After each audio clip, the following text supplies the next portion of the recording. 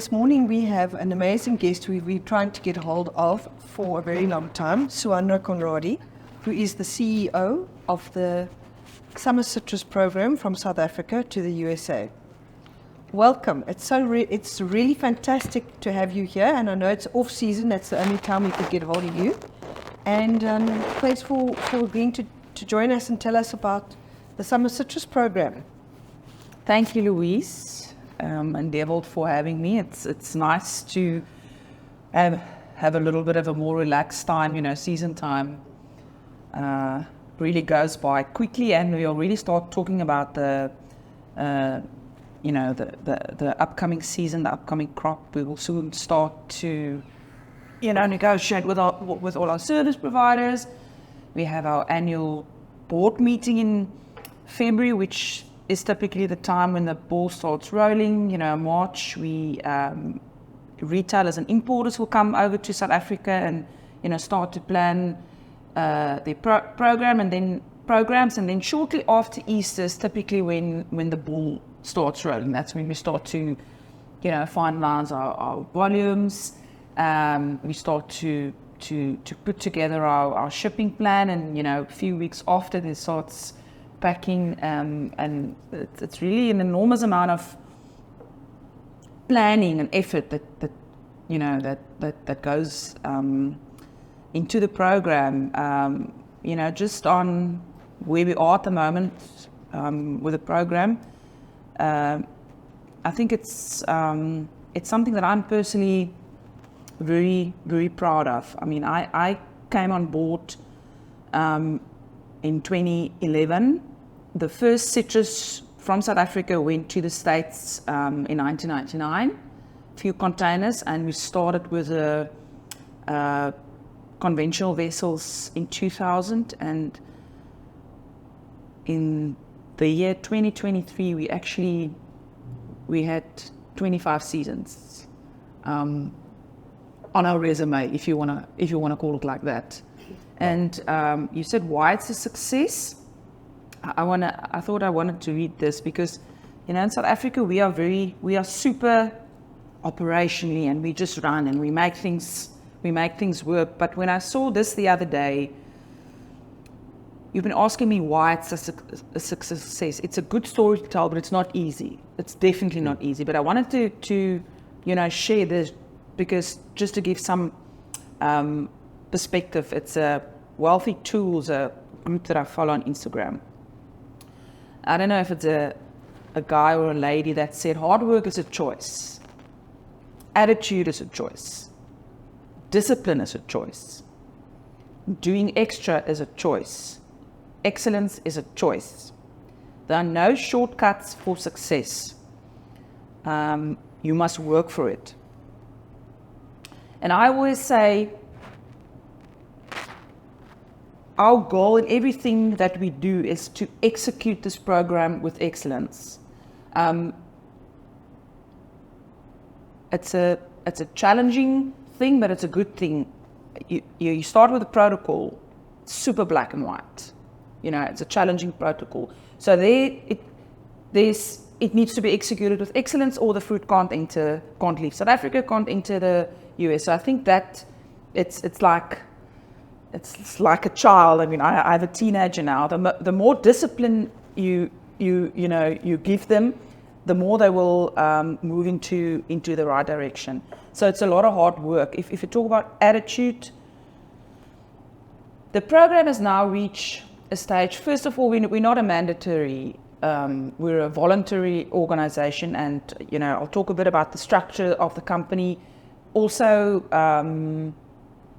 evolved a lot over the years. I think in the early years, it was basically a group of growers, sitting around a coffee table trying just to get their fruit to the US. There was no category for imported citrus in the US. It's local, so they had to establish a category. I mean, other Southern Hemisphere countries only gained access to the US like later. Chile, I think it was 2005, 2006. Then Peru came on board. Then Uruguay as well. So South Africa was the real first imported citrus. I mean,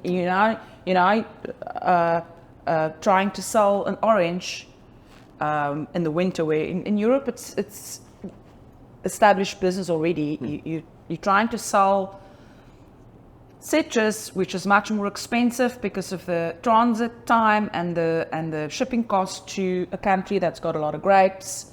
There's a lot of cherries, it's a huge commodity, and there's a lot of peaches in that area. So it was first just to establish a category. Okay, and then they had the challenge of, dealing with other Southern Hemisphere countries. So like Chile, Peru, Uruguay, there's a much more of a natural trade between those countries. It's a lot closer. So it's a big focus for them. So a much bigger percentage of their crop go into the US. But also I can't talk for other markets. I mean, I've been doing the US for the last 13 years, so this is my focus. But it's all about managing supply and demand. It's not just about sending fruit.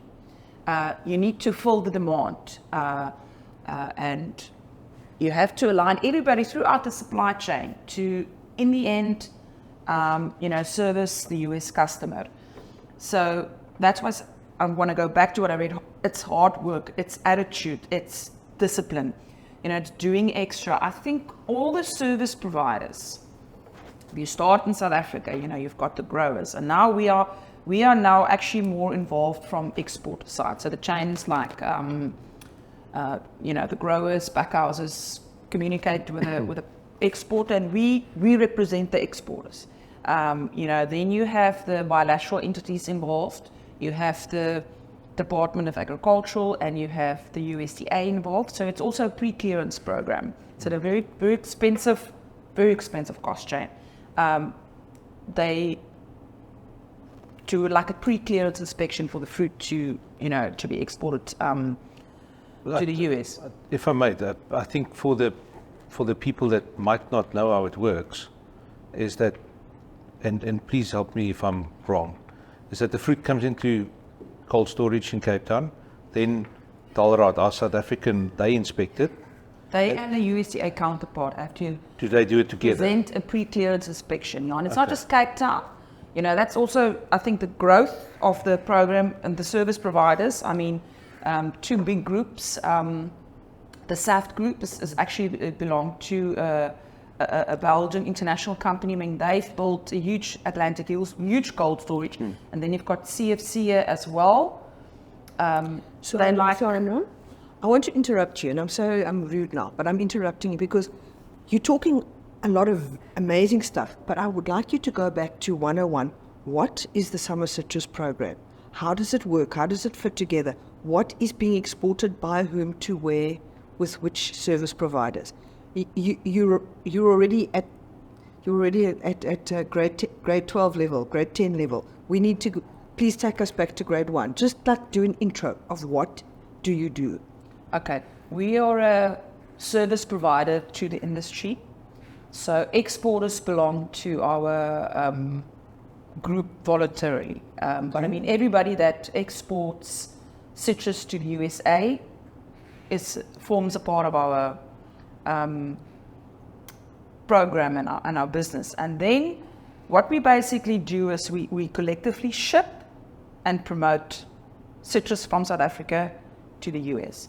So when you say collectively ship, it's all everything it's got to do to get the fruit there. And when we say promote, it's making the US consumer aware of citrus in the summer, and it's also a huge focus on demand on the importers. So if you look at it, we represent a group of exporters, but our communication and the stretch is where I began now. From an exporter, it goes to a cold store. Yes. Then you have the bilateral entities involved, the Dalrad, our Department of Agriculture, the USDA. Then you also have the PPCB, which is the Perishable Product Export Control Board. They act as the service provider for the USDA that signs off the cold treatment. So that's another challenge. The biggest challenge about this program, they laugh at me when I say, but it is the most challenging protocol definitely from South Africa. It needs to be shipped for 22 days at minus 0.5 degrees, and there's also what we call a cold treatment. We call it steri. Yeah, it needs to undergo that kind of protocol as well. So it's similar to what in some cases are now being enforced on Europe, but I mean with the US, it's like I said in the beginning, it's very black and white. That's the protocol. If the fruit is not at temperature, it cannot ship. It's also expensive program, so exporters pack for the US. Then there's the service providers, the USDA approved cold stores, which in our group is like is SAFT, like I mentioned, they belong to the CN West group in Belgium, big supply chain company in Belgium. They have 3 depots, Atlantic Hills, which was actually built for the USA program, and they've now expanded a lot more as well. And they have a depot in Killarney, and they also have a depot in Paarl. And then you've got CFC, Cape Fruit Coolers, so they have also 2 depots in Richmond Park and also in Killarney. And let me think, 5-6 years ago, the big Atlantic Hills a cold store was built, and CFC I think was the year before, the Richmond Park. So what I'm trying to say is this program justifies investment in the industry. Okay, then the fruit is being shipped. So we also negotiate collectively not negotiate. Yeah, we negotiate with some shipping lines collectively. So with the break bulk vessels, there are 2 options of shipping. It's the conventional and the containers.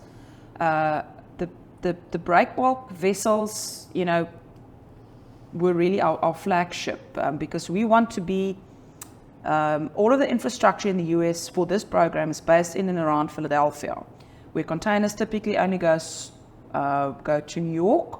We want it in Philly.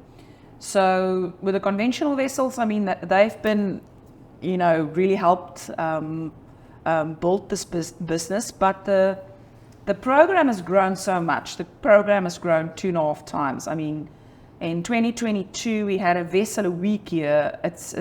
I won't say the infrastructure can't take it, but the demand for shipping options was at that stage more than the supply. So we again went to the container lights, and they, both MSC and Maersk introduced the container call to Philadelphia. So it's a seasonal call to Philadelphia, and they share vessels on the Amex service. So how we did it last year, which was a big improvement, catering for the potential growth of the program, is we did a break bulk vessel 1 week, and we did a container vessel, another week, and that really fitted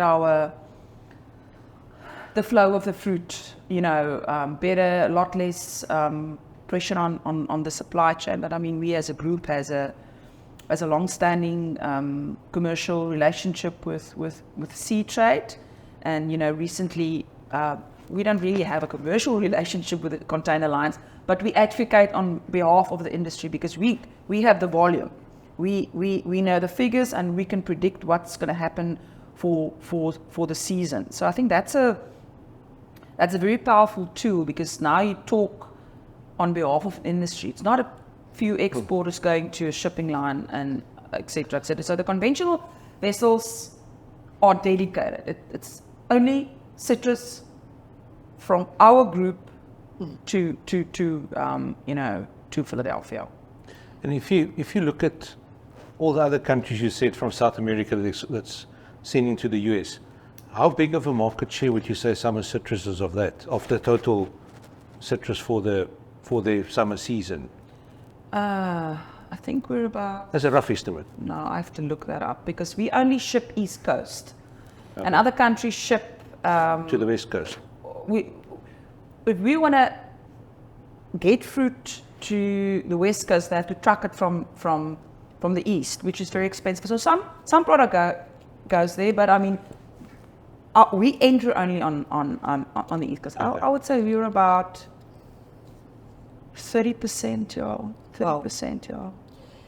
Suhanra, I could be wrong on that. What made us want to speak to you is that we only work in agriculture, so we get around the Western Cape a lot. And over the past decade and a half, we've seen the massive increase in citrus production in the Western Cape and in the Northern Cape, black spot free areas. And that has been largely to service the US market through the program that you run. That's how I understand it. I might be wrong, but it seems to be that way. So your program that you sit on top, I know you have a huge team, or you have people that help you and a lot of service providers, but it's phenomenal the returns that have come back from the Summer Citrus program and been plowed back into the Western Cape and Northern Cape to see this massive growth. So you are literally the conduit for all this fruit going from here, the Summer Citrus program, the fruit going from the Western Cape and Northern Cape through the port of Cape Town, and I think you said the other ports as well, to the US. How have your volumes grown in the last 10 to 15 years? The program grew very gradually, or was very sustainable levels of about 40,000 tons in 2011. Then it slightly up, very gradually grown, and 2019 COVID, there was a dip again in 2018. Remember what I said in the beginning? This market is all about managing supply and demand. Mm-hmm. So if the demand's not there, Yes. You can't send the fruit. So 2018 there was a little bit of a dip, and 2019 we grew 2.5 times. We grew to sustainable like 100,000 tons In 1 year? Or from then onwards? From then onwards. But Okay. basically 2018 to 2019 we grew almost to 2.5 times. But 2018 was a low year. But you must remember there was a huge spike in citrus consumption with COVID. So that COVID was, in my view, very good for the industry. But it was also a challenging season. People now talk about the ports of Cape Town, what's going on here. I mean, at that time it was super challenging to get fruit out of any port.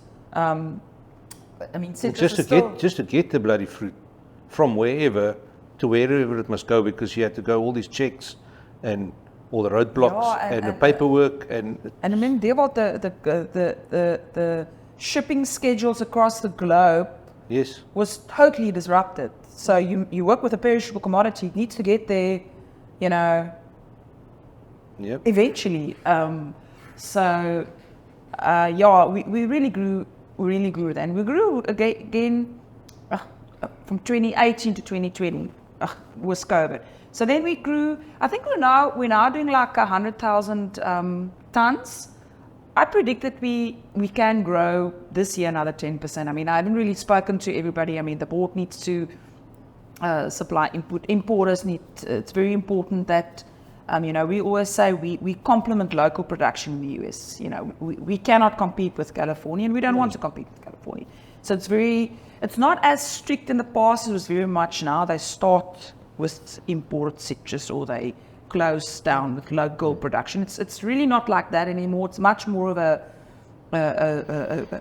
gradual flow, but it's very much based on the demand of the market. I think there's definitely room for growth in the US, but when you talk about growth, the goal is not growth. The goal is sustained growth, not just push and pull whatever. I mean, this is a very well structured program, but we have some bigger consumer brands, now part of the group, which I'm not sure if you're familiar with the consumer brands that drive the demand in the US, specifically on the easy peeler side. You have the Halos. Yeah. They brand So wonderful citrus. Yeah, they've grown a lot in this program. I mean, you have the Cuties brand from Sun Pacific, also now getting more and more interested in this in South Africa as a country of origin, and you have another, which is a more newer kind of consumer brand called Peels. They started shipping only citrus from South Africa 2 years back.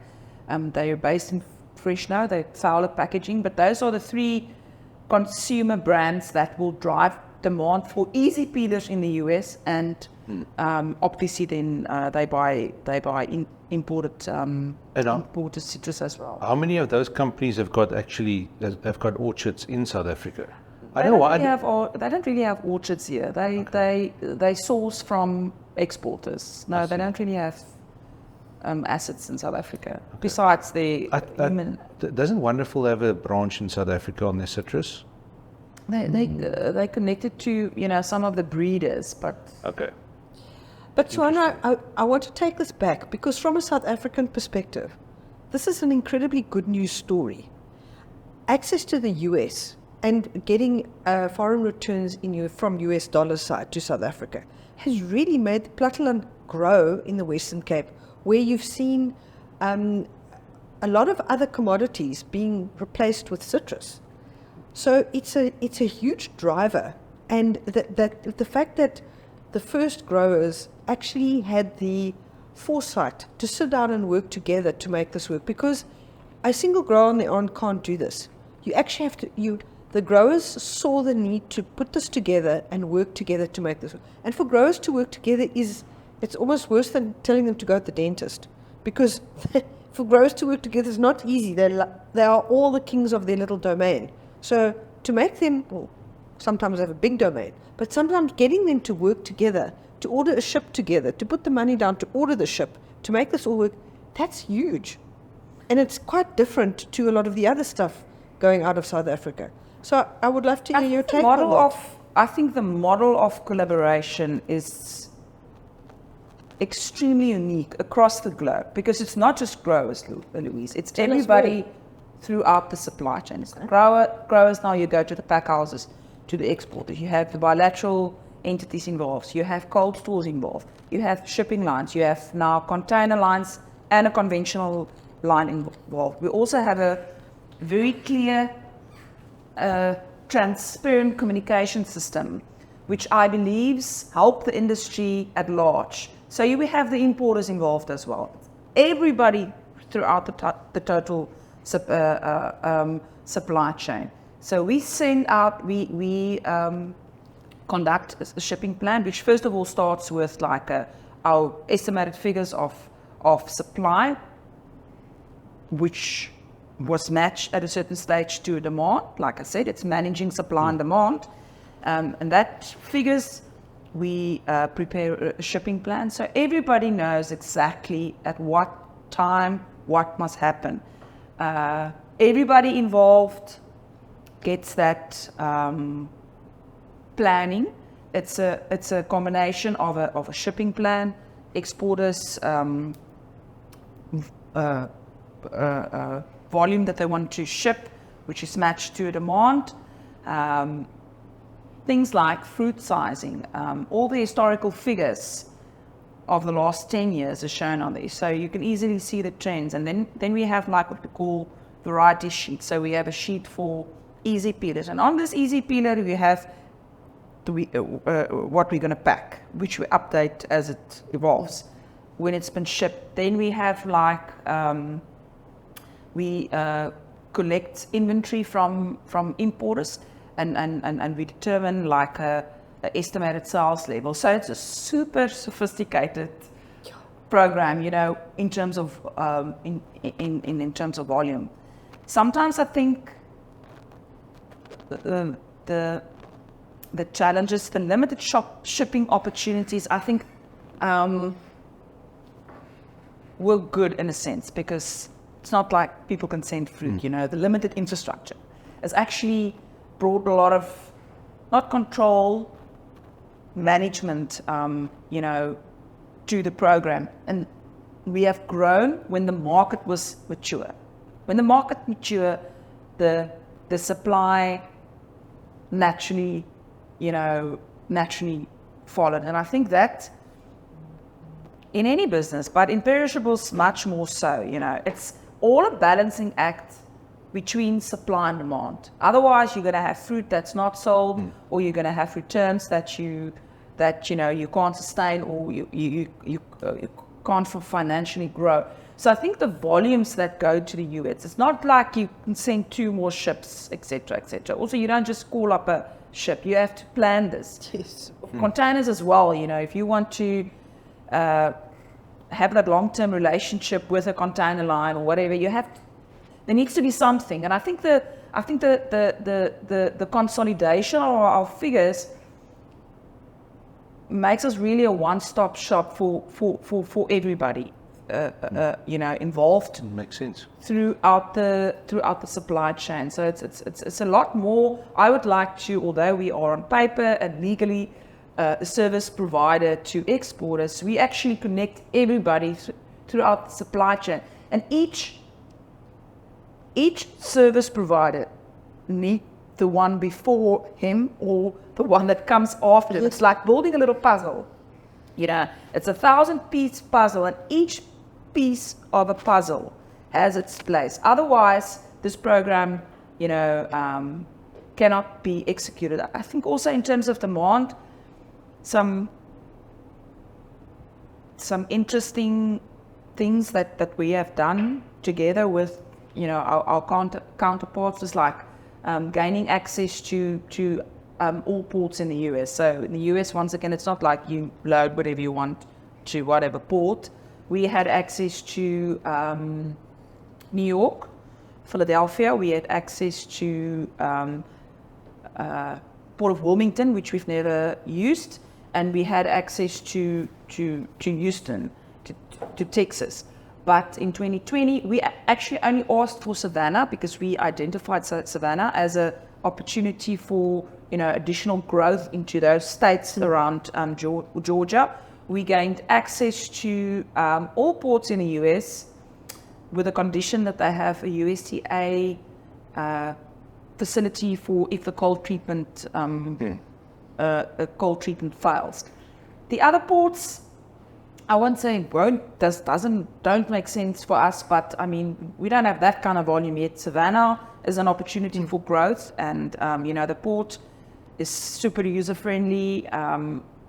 Getting there is a challenge.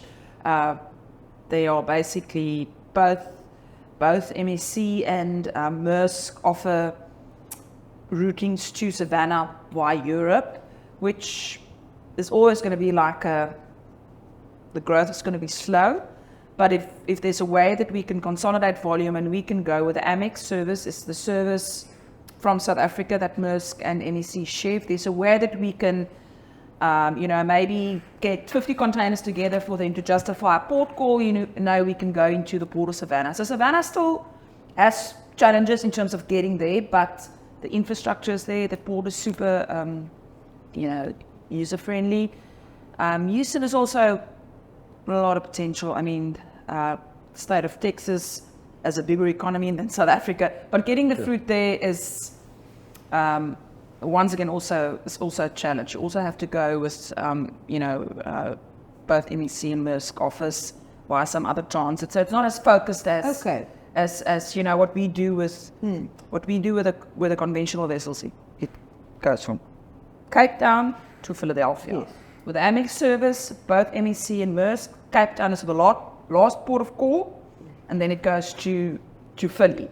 So that's why the shipping options, really work for us. And besides that, there are not really a lot of shipping options into to the US. Definitely not for perishables and for cold treatment cargo. So a lot of the challenges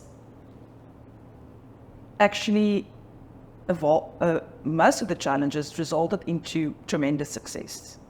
If you understand what I'm saying. Yes, I do. Because we had these challenges, and we have to collaborate. We have to get all this information together. We have to, prepare a shipping plan that the infrastructure can sustain, etc., etc. But it's very, very interesting that you're saying that the shipping and the shipping challenges have kind of kept a lid on unsustainable growth or crazy speculative or growth. stupidity, if you want to use a better word. Because if you don't have a solid house and home for your fruit, people won't send it. So it's incredible that you literally have the whole supply chain and you're managing, obviously, to a more and lesser extent, but you are aware of the whole supply chain and you've got your fingers where you can see the information flowing from where the fruit is planted to where the fruit is eaten. That's quite something. Yeah, I think that is unique globally. That transparent information is being shared on such a large extent. Yes. Some they share information on planting. Some information they share on, shipping. Some you might get information from the market side, but this consolidates, really all of the aspects. And I would imagine that gives a lot of trust and peace of mind to all the people that are in the process. A lot of stability. Yeah. A lot of stability, Louise. A lot of stability. Yeah. People know what's coming, and because you have to plan so well in advance, if a problem could occur, or if too much fruit is being sent, or they need more fruit, because it's a rolling plan, you can still make adjustments. Yes. Are you with me? Yes. If you do it well in advance, but it's really a program that you really have to keep your pencil super sharp every single day, and there should be a focus, and that is why the service providers and the exporters that have really focused on it, they are the ones that are really successful. And remember, it's not just sunshine. It's not just sunshine and roses. It's not just ridiculous returns. I mean, input costs have risen to such an extent. The US is a solid market. It's a very stable market. It's not a very kind of a up and a down market. But I think input cost is across the citrus industry huge topic. So that's also global. That's not just South Africa. Yeah, that's global. That's global. Yeah. So you need to make sure that you send the right fruit to the right market, and that you receive returns that you can sustain your growing conditions, and that has become a huge challenge across the industry, not just for the US. The US is an expensive program to farm for, even more so. The fact that you have to farm for the US. So growers, exporters really need to make sure that what they want to do to the US and what they put on that ship, that it's the right quality, and that they send it to a reliable receiver. I think also. And that's something that is one of my philosophies, not just in the citrus industry, but in any businesses. I mean, choose the right partners. Choose partners, service providers, long term. Long term, that they can sustain your growth, etc., etc. I believe in that. We've spoken a lot about the logistics and the supply chain. But tell us a little bit about what Summer Citrus does as far as marketing in the US. That would be interesting. We run a very successful, we have a few names for it. We call it business development. I mean, why would a South African grower spend US dollars it needs to move fruit, and there's a lot of, first of all, South African growers, so they don't want to spend money on marketing, but and we don't really spend a lot. It's more a presence. It's an online presence. So our focus is really the trade, not the consumer. We do some for consumer and consumer promotions, etc. But our focus is really the trade. We wanna be in front of those retailers. Because none of our other Southern Hemisphere competition has such a strong approach to the trade. I mean, I don't know if you follow our newsletters, but In season time, we talk about what's relevant. I mean, remember a couple of years back, drought was, a huge, thing to talk about that evolved. Then COVID, it was huge global supply chain disruptions. Now, how do you inform the retailer on the other side that we're on the way? We just filmed a lot of vessels, and we'd say that this vessel will be arriving that time. So it's informing the trade, because Americans are all about perception. Are they COVID? Oh, we're actually going to get our food, or must we buy from Chile? And we also promote our growers, yes, definitely. We also promote the importers, because the importers are the ones that actually have the fruit, So we promote a wonderful citrus. We promote sealed sweet. We promote Cape Span. So if you also go and look on our website, is the goal with our marketing is really I don't care where you buy, as long as it's South African. So we have a list of our exporters with their contact details, and we have a list of our importers that have access to the product. So we actually promote everybody, because we've got the fruit. That would obviously be the best way for you guys to do it, especially with your very open and transparent supply chain. You've got to make it available to everyone. I understand that. And that promotion goes towards the retailers buying, that's looking for the fruit. Well, when it's a trade, it goes to everybody in the chain. Ports is also a huge part of our partners.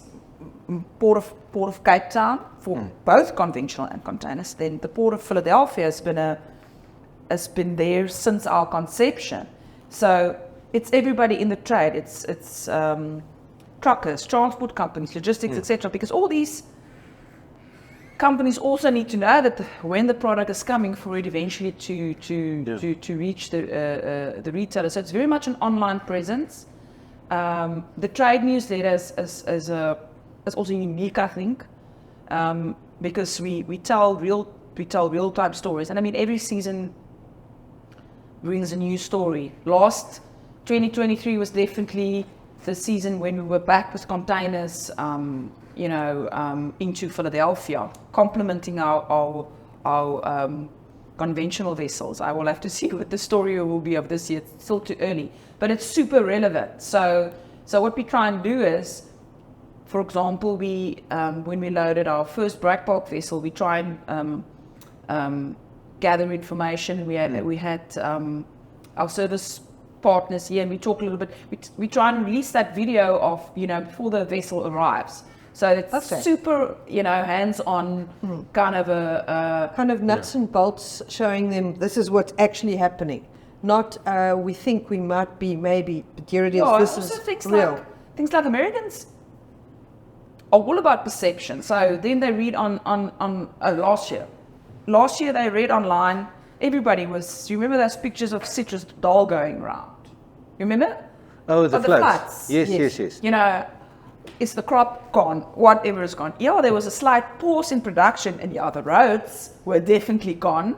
But in the end, we reached all our targets. So those kind of things were like super important for us to inform the trade.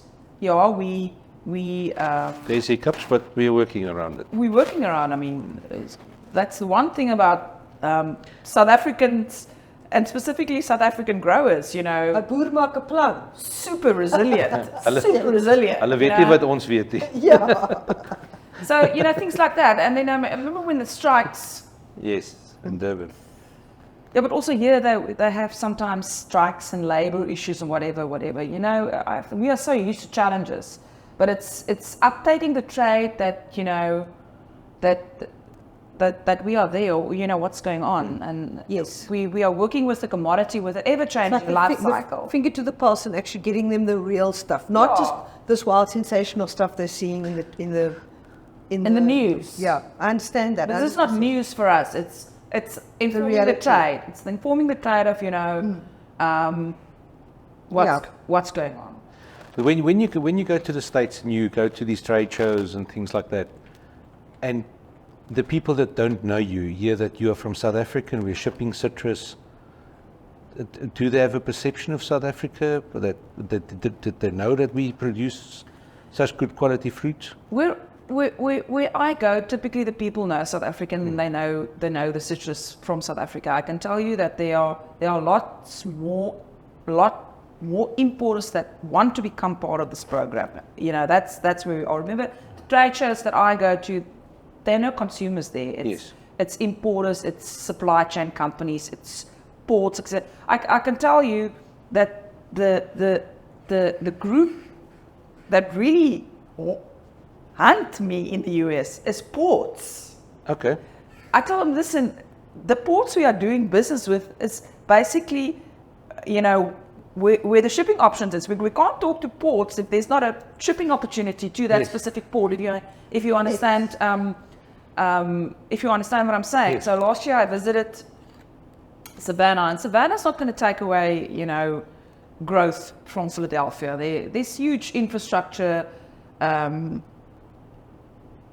on that side as well, you know, not just based on the citrus they received from South Africa. It's from, you know, other commodities. Imports, perishable imports have really grown in the US. So I visited, you know, the port of Savannah. But Savannah makes sense for us, and we do have shipping opportunities there, and we need to get Amex to go into Savannah as well. So we're talking about something that can actually be done. But I mean, we can't talk about going into the port of Miami. I mean, that doesn't. Suhanra, listening to you is so exciting, because you're saying there are people in the US that want to be part of this. Importers, ports. It's incredibly good news for South Africa, who, as a country, I think we feel more and more disconnected, and challenges are just getting bigger and bigger for us to get anything out because of various reasons. But to hear that is good news, and actually that should be good news for all our citrus growers as well, that the demand is growing, the opportunities are growing, and what you've got and what you've put together has a very good opportunity to grow further. And this is really, really good news. I've got a question. It might be controversial, and if you don't want to answer it, please don't. This whole thing that went down last year, like you said, America's about perceptions. With this whole AGOA thing and the ship with the weapons and all that kind of stuff, what's been from your side that you've experienced in terms of that? Because everybody was worried about the AGOA treaty and things that might have transpired around. Well, I think the African Growth and Opportunity Act will, you know, I think it will be renewed. I mean, I spoke at the AGOA forum last year. I was on a panel, and all of the companies that my counterparts, you know, all they were saying things like, yeah, but we must get the US trade involved. And I thought, shoo, well, we are so advanced, because our trade, our ports, our importers, we are on the same, absolutely on the same page. If AGOA falls away, this market won't be really an option for South Africa, because all of the other citrus importing countries have some kind of a free trade agreement with the US, not like AGOA. Each country has a different kind of a free trade agreement. So if AGOA falls away, you know, it won't be financially sustainable to ship citrus to the US. And you know, the other markets, you can't take this volume now and send it to the other markets. But I think that I think that was more of a story in South Africa, but I think the African Growth and Opportunity Act will be renewed. And I mean, you must remember, I know only about the citrus part of AGOA. I mean, AGOA is a lot bigger, and what the US you know, can lose if AGOA falls away. So it won't make sense for the US for them to let it go. I mean, they also see Africa as as a growth opportunity. You know, the whole African continent. Well, thanks for sharing that. For me, it was something to realize that, you know, how the depth of our commercial relationships. When I went to that forum in Johannesburg, it showed me, oh wow, you know, people know who we are. And I think that the perception of our program is actually bigger than the program itself. But I think it's also the fact that all of the service providers are actually under one umbrella. I think that's the uniqueness. So tell us about what you do on a daily, weekly, monthly, yearly basis. I do know that you go and spend time in the States. What runs across your desk? I'm going to take it as the months. Yes. That's, you know, so now it's typically a more quiet time for me. Which is why we finally could speak to you after a year of looking for you. I have to But admit, yes. the best part of the citrus industry is the fact that I can take vacation in December, because I really like the beach and I would not want to do grapes. Yeah, I was about to ask, you're not going to do summer grapes to the States? Yeah, they do go. Grapes. I do. I Yeah, do. Well, I grapes. thought you might start a Grapes. second division. No, I think I've got enough on my plate now, thanks. So then, like now, I will start preparing for our upcoming board meeting. So there we have a lot of aspects. And who are not the individual names, but the type of people represented on the board? Who are those?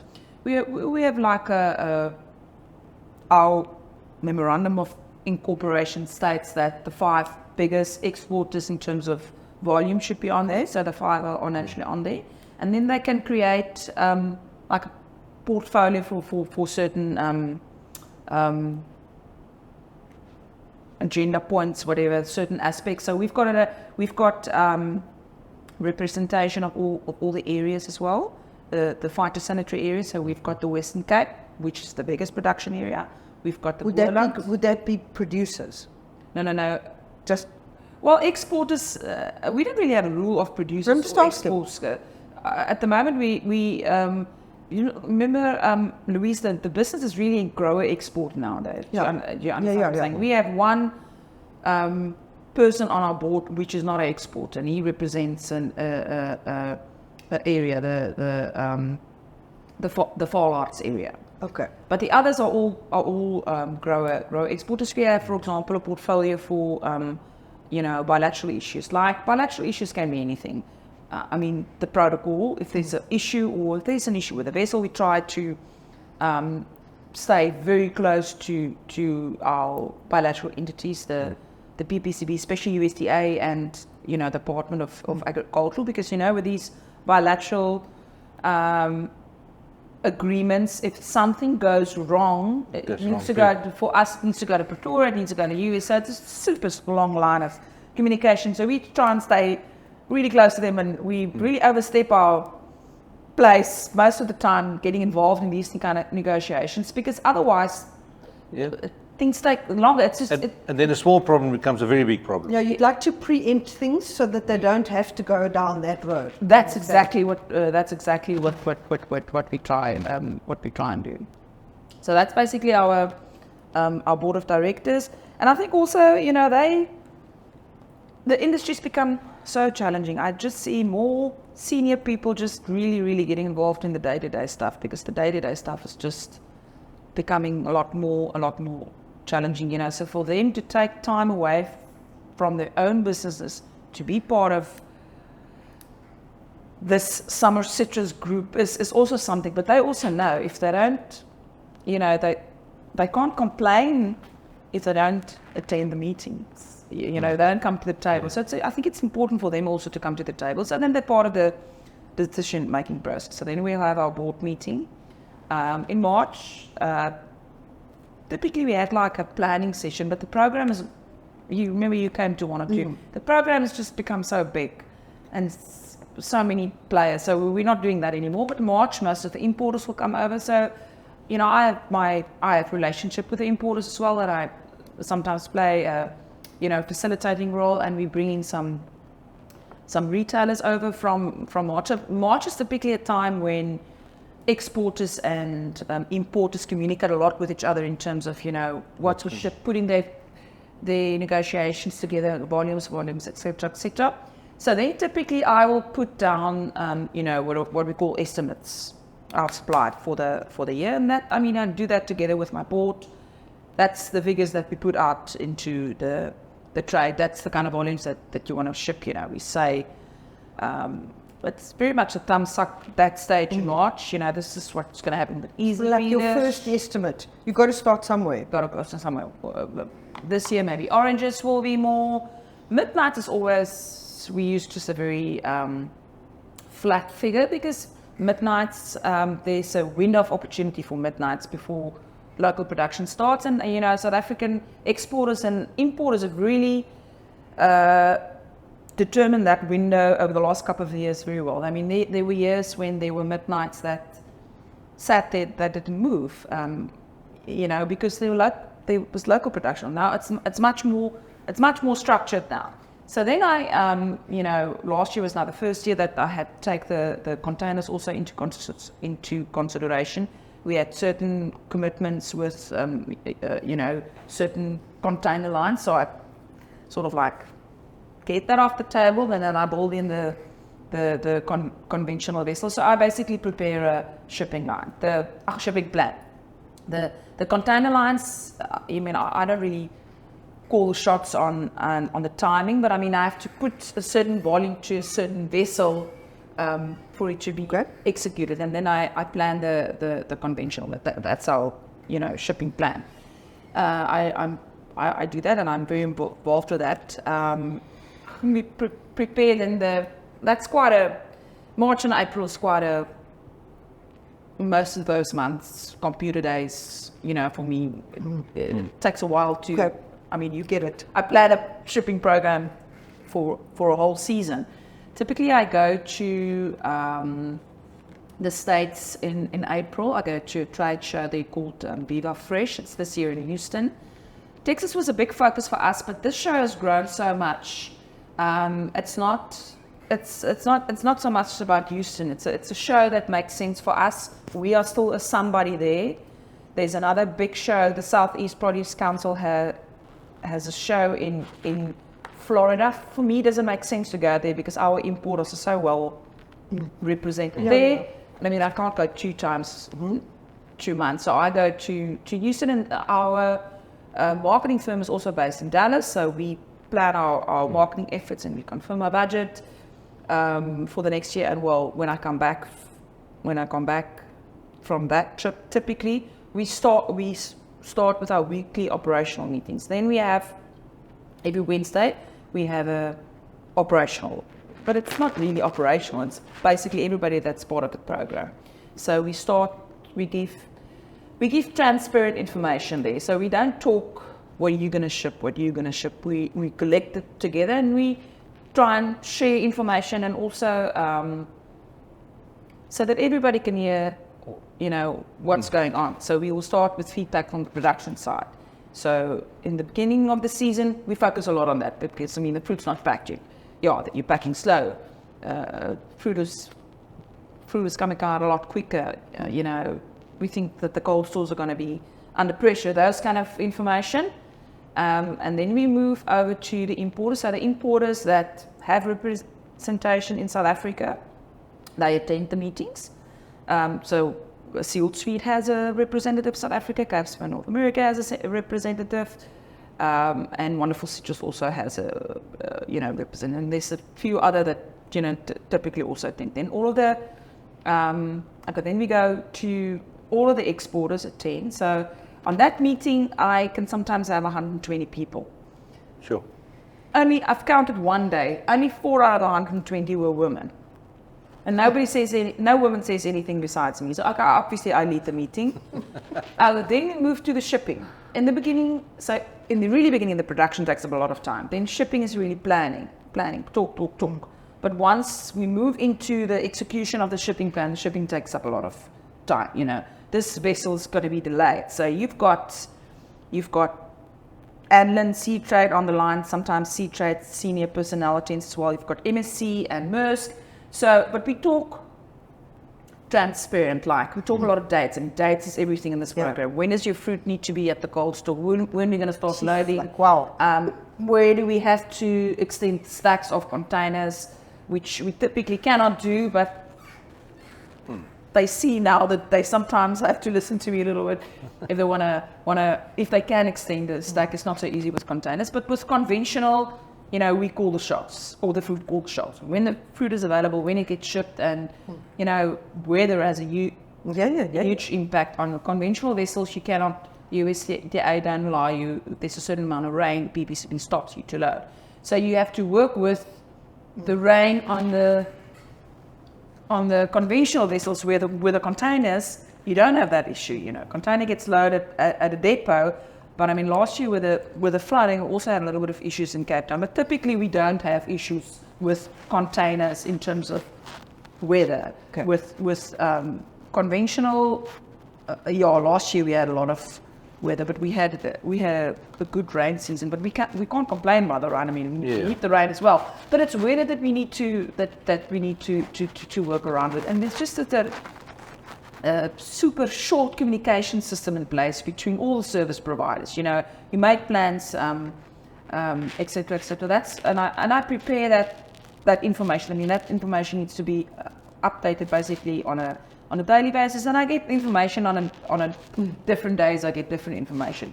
Then very much I start to focus once the fruit arrive on the importer side, the arrival. So I speak to all of them like once a week.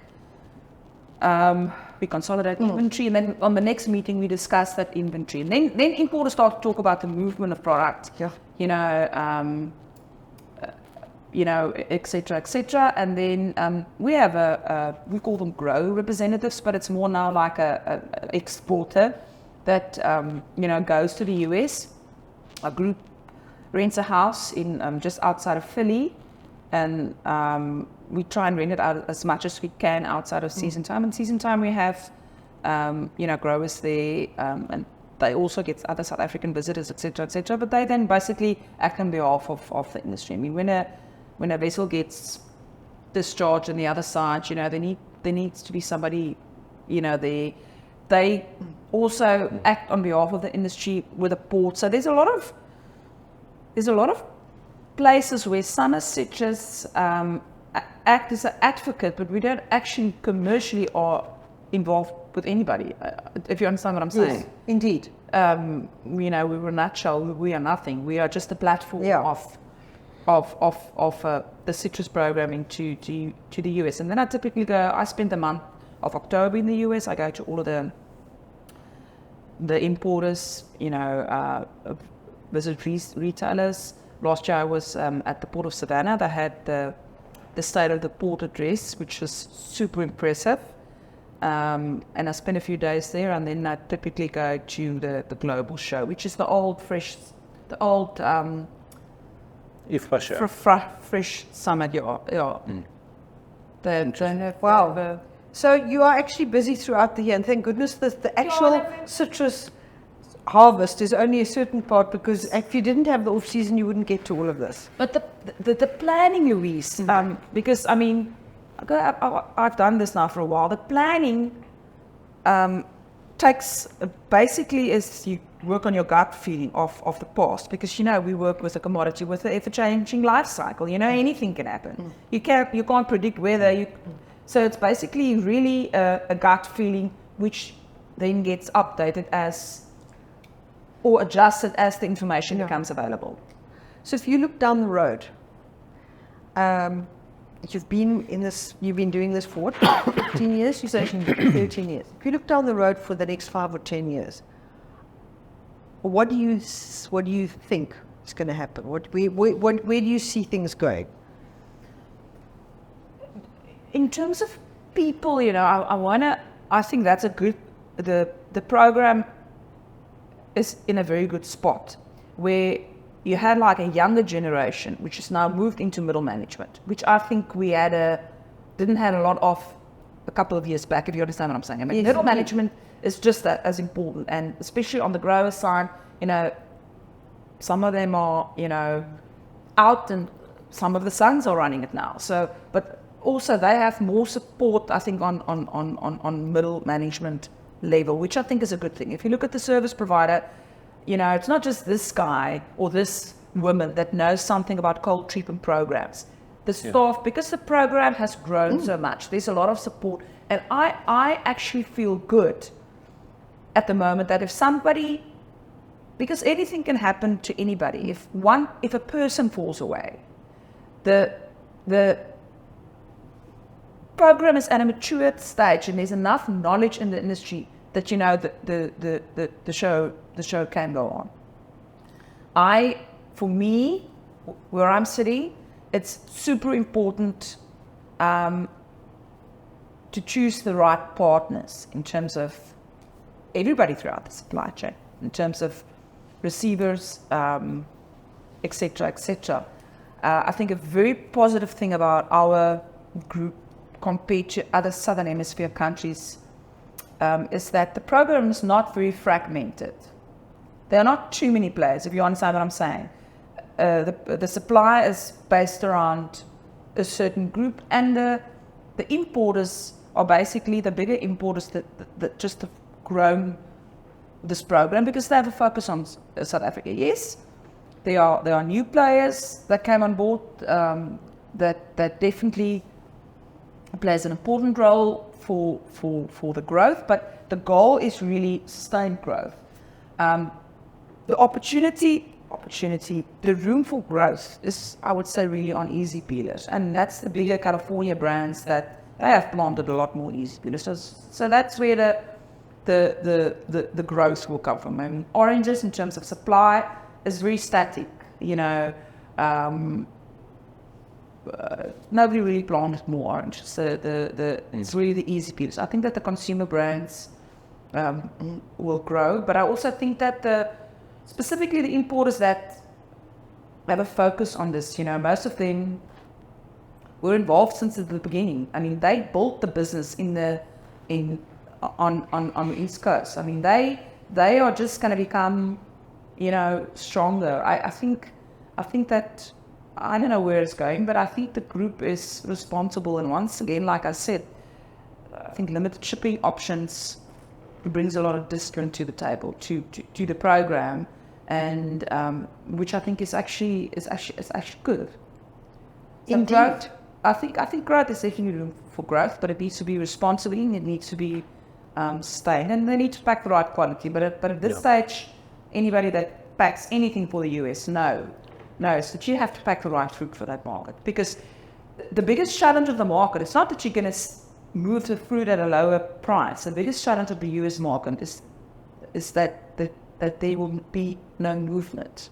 The fruit will not move. So that's why there's such a huge focus on figures and inventory levels. Do you understand what I'm saying? It's a little bit different than other markets. It's not like the price will drop. You can be challenged and have fruit there that can't move. The people will not buy it, the consumers. I wouldn't say it's the consumers. It's more the retailers. I mean, it won't end up on a retail shelf. A consumer won't even see it. Sure. Remember, a retailer calls the shots on what to put on a shelf. Yes. But movement could be a challenge, and it was a challenge. So what happens to that fruit when it gets there and there is something like that? It doesn't happen. No, it doesn't happen. No, the people that focus on the US ship fruit that's right. got a solid home.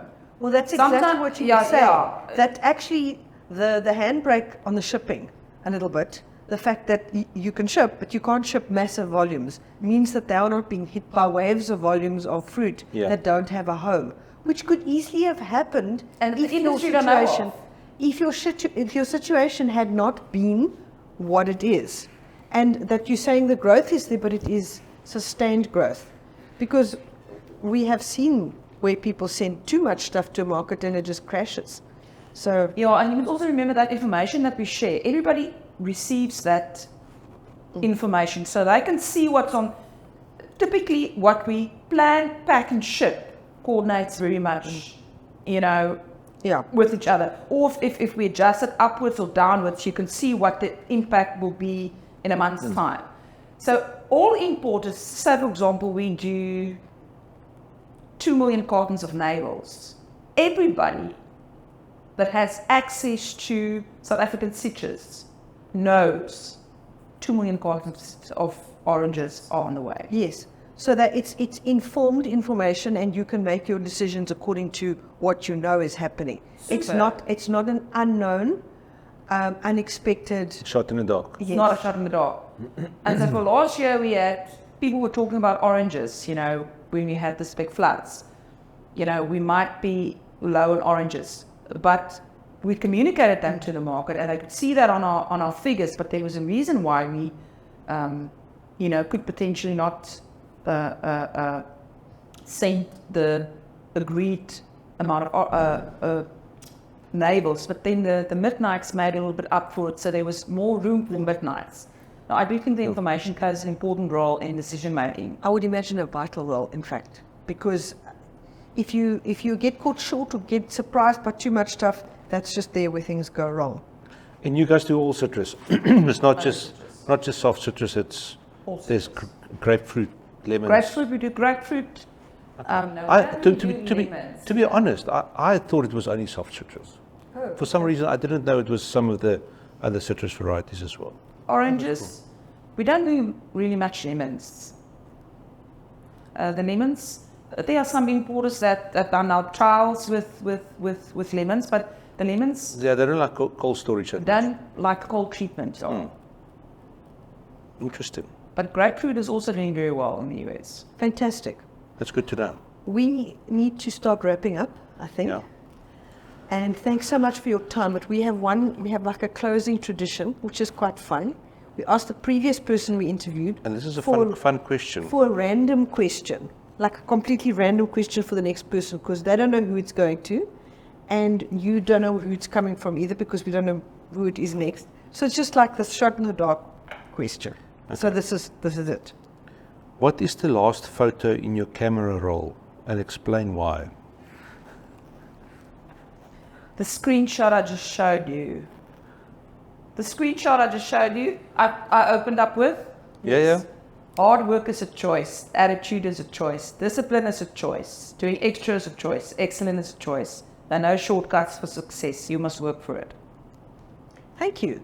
Because it also means that you wanted, that was an important communication you wanted to share right at the beginning. And that it is exactly those values which have made Summer Citrus program grow. And with you at the helm for that length of time, you've obviously gone through some pretty serious crises and managed to come out the other side and help the thing grow. So thanks for sharing that with us. And thanks for doing this for the industry. Thanks. Thank you for the opportunity. Nothing is easy, but it is a good story to share. It's definitely a good story. It is a shining beacon in our fruit industry, and for us as casual observers, seeing the amount of citrus that has been planted in the Western Cape and Northern Cape. We're not so casual observers. Yes, we are involved. But the point is to see how much. All regions have planted a lot of fruit. Yes. Yeah. In South Africa. So also quickly, just you export citrus from which regions of South Africa? No. It's on our map, it's only the Western Cape. Okay. We have different phytosanitary areas within the Western Cape. So we call it the Western Cape, the Boland, the Northern Cape, and then the Far Arts. The Northern Cape is like Uppington, Far Arts is like Yeah, I know where that is. Yeah. But it's only the Western Cape. Okay. Very interesting. Suhanra, thank you so much. Was there anything that we didn't ask you that you wanted to say? I talk a lot, so there's no problem there. No, it's been thank you for the incredibly opportunity. interesting. Thank you so much. We really appreciate it, and the very best of luck with the 2024 season. Thank you so much. The pool's going to start rolling very quickly. Thanks a lot.